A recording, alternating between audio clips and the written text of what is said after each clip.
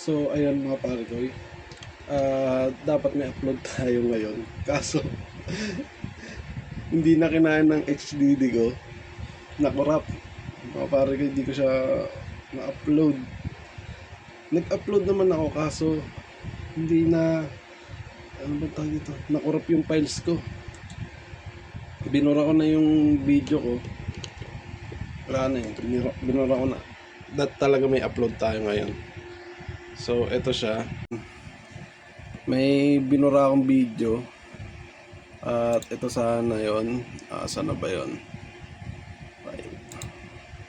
Ito, andito siya. Ay, so dinelete ko na pala. Asa na ba yan? Andito sa basurahan. Ayan. Vlog video, record. Ito dapat andito siya. So ayan, ganito ang nangyayari. Yan o. Makikita nyo ba yan? Nawawala yung HDD ko. Pakita ko sa inyo.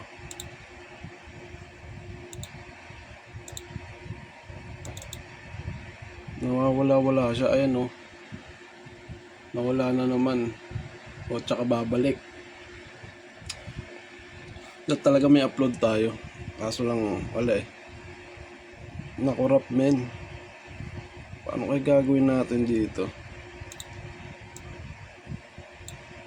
So ito yung edit ko. In-edit ko yun eh. So wala na. Na-edit ko yun eh. So ito. Saan ba yan? Tagal. Eh no. Kurap siya men. Nakurap. Sayang pa naman. Ang haba pa naman ang in-edit kong yan. Tapos nakurap lang. Goy. So ayun. Ay, sayang oras. Sayang araw. Pero ganun talaga. Wala na tayong magagawa doon. Siguro gawa na lang tayong bago. Dapat hindi talaga ito yung i-upload ko ngayon. Dapat hindi itong video na to. Kundi ayun, yung part 2 ng pamamasada natin. Sayang. So yun lang.